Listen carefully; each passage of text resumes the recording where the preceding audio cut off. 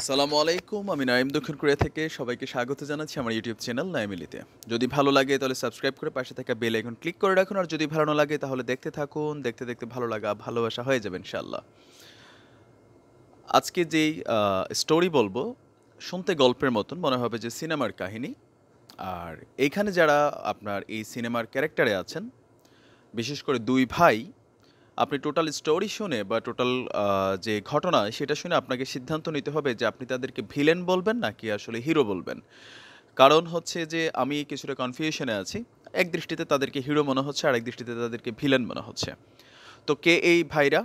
সে ভাইদের গল্পই বলছি আমি, যেটা আপনার একটা পত্রিকার খবর যে বোনের সম্ভ্রম রক্ষার্থে আর দীর্ঘদিন যাবৎ বোনকে উত্ত্যক্ত করে আসার কারণে আপনার দুই ভাই মিলে, এমনকি দুই ভাইয়ের মধ্যে এক ভাইয়ের স্ত্রী আর যে বোনকে উত্ত্যক্ত করতো সে নিজেসহ ৪ জন মিলে আপনার এক যুবককে হত্যা করে। তার নাম হচ্ছে বকুল।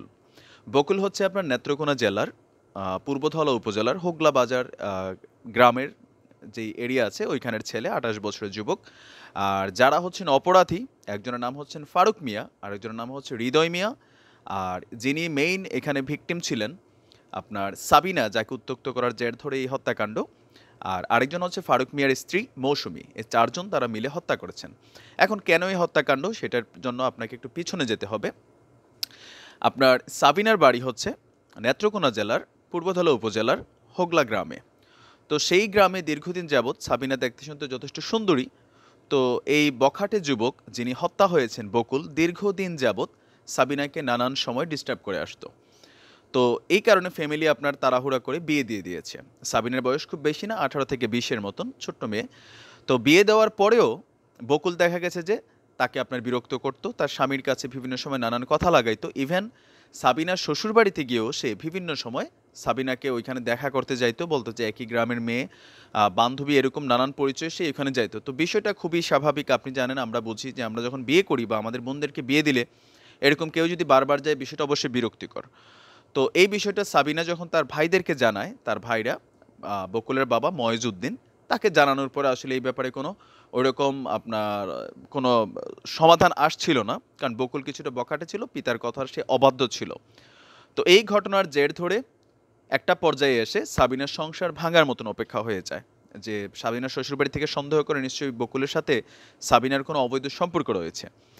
তো অবশেষে এসে সাবিনার ভাই ফারুক মিয়া, হৃদয় মিয়া আর তার ভাবি মৌসুমী এবং সাবিনা, তারা ৪ জন মিলে আপনার বকুলকে হত্যা করার সিদ্ধান্ত নেয়। তো সেই সিদ্ধান্ত অনুযায়ী তারা গত ২০শে অক্টোবর আপনার বকুলকে হত্যা করে। হত্যার পরে তার লাশ যাতে পুলিশ সহজে খুঁজে না পায়, সেই কারণে তারা লাশকে আপনার আ হত্যা করে তারা টুকরো, টুকরো করে। টুকরো, টুকরো করে একটা ট্রলিতে করে আপনার লাশের কি বলা হয় যে শরীরের বিভিন্ন অঙ্গ-প্রত্যঙ্গ কেটে, কেটে আপনার একটা লাল ট্রলিতে করে আপনার পাটগুদামজাত এলাকায়, এটা হচ্ছে আপনার নেত্রকোনা এলাকার পাটগুদামজাত এলাকার ব্রিজের একটা কাছে তারা এই ট্রলিটা ফেলে রেখে। আর মাথা এবং হাত পায়ের অংশগুলা তারা আপনার কুড়িগ্রাম জেলায় একটা পুকুরে ফেলে দেয়। একটা প্ল্যানিং, এটা আপনার বোঝাই যাচ্ছে যে প্ল্যানিং মার্ডার। তো কিন্তু তাদের দুর্ভাগ্য যে এই দেহাবশেষ যেইখানে তারা ফেলেছিল সেইখানে একটা হাত ব্যাগ ভুলে তারা ফেলে এসেছিল। এটা বাংলা ছবির বা আপনার খুব সামাজিক একটা ডায়লগ যে অপরাধী সবসময় একটা না একটা সূত্র ফেলে আসে। তো সেই হাত ব্যাগে একটা চিঠি ছিল, সেই চিঠি থেকে আসলে সূত্র ধরে আপনার ডিবি পুলিশের দল, ওসি শাহজাহান আলী মেবি, যার নেতৃত্বে এই আপনার ঘটনা মানে আসামিদেরকে ধরা হয়, তারা কাজ করে।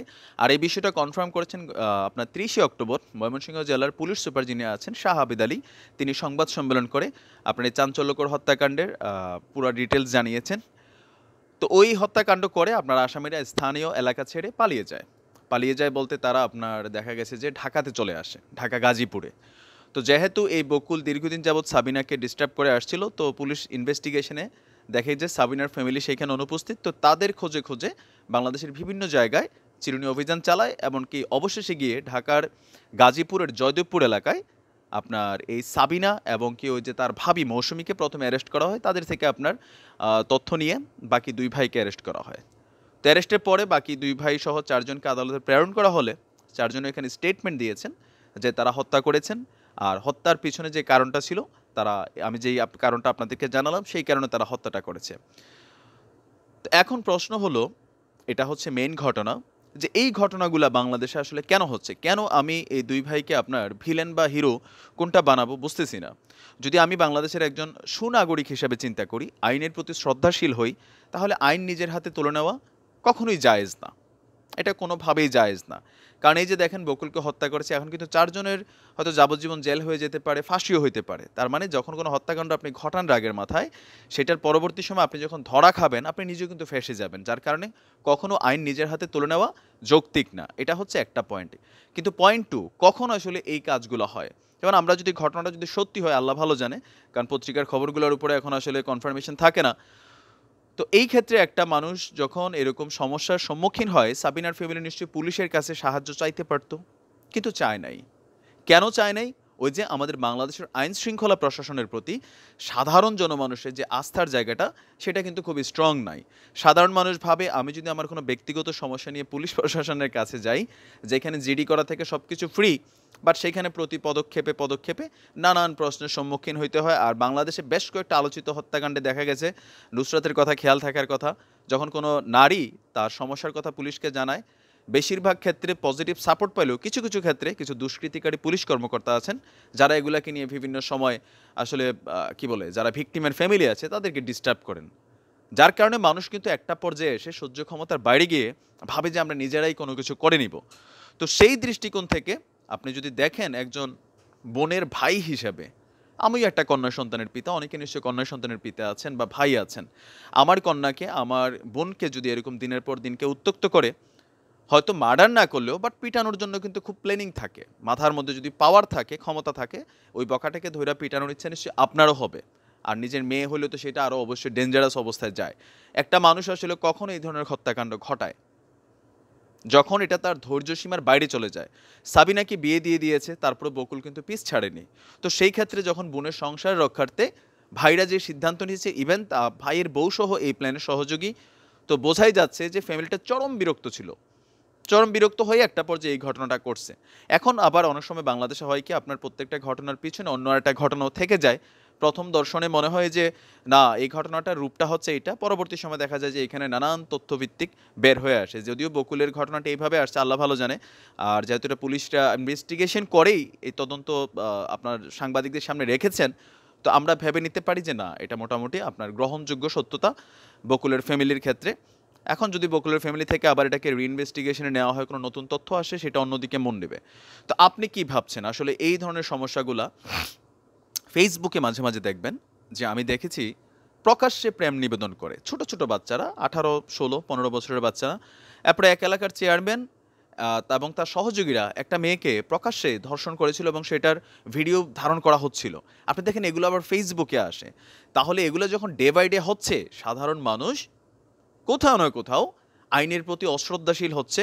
আর তার আরও একটা বড় কারণ, কোনো কোনো ক্ষেত্রে যদি অপরাধীরা ধরাও পড়ে, দেখা গেছে যখন এই ইস্যুটা ভাইরাল হয়, তখন হয়তো এটার ক্ষেত্রে একটা আপনার হয়তো ধরপাকড় চলে। বাট যখন ইস্যুটা ঠান্ডা হয়ে যায় আর অপরাধীরা দেখা গেছে আপনার কোনো না কোনোভাবে মুক্তি হয়ে যায়, আর সেই মুক্ত হওয়ার পরে অপরাধী যদি আপনার স্থানীয় এলাকার নেতৃত্বশীল হয় বা প্রভাবশালী হয়, যেই ফ্যামিলি থেকে মামলা করা হয়, সেই মামলার পরে তাদের উপরে যেই পরিমাণ অন্যায় অত্যাচার হয় বা সামাজিকভাবে নানান ক্ষেত্রে আপনার তাদেরকে ঝামেলায় ফেলানো হয়, সেইটার কিন্তু দায় দায়িত্ব আসলে পরবর্তী সময় আমরা নিজেরাও জানি না, বা প্রশাসন থেকে কতটুকু নেওয়া হয় সেটারও আসলে কোনো মানুষ আস্থা পায় না। যার কারণে সাধারণ মানুষ এই বিষয়গুলোকে আইনের কাছে নিতে চায় না। বাংলাদেশ পুলিশ প্রশাসনের উচিত বা বাংলাদেশ সরকারের উচিত, এই যে বিষয়গুলো হচ্ছে, এই ধরনের বিষয়গুলো একের পর এক কিন্তু আসতে থাকবে, একের পর এক আসতে থাকবে। একটা সমাজে যদি আইন শৃঙ্খলার অবনতি হয়ে যায়, মানুষ যদি আইনের প্রতি ভাবে যে আমি অমুক নেতার, আমার দল ক্ষমতায়, আমি ছাত্রলীগ করি, ছাত্রদল করি, আমার নেতা পাওয়ারে আছে, আমি যাই করব আমার জন্য জায়েজ, বড়জোর কী হবে, পুলিশে কমপ্লেইন হবে, অ্যারেস্ট হব না।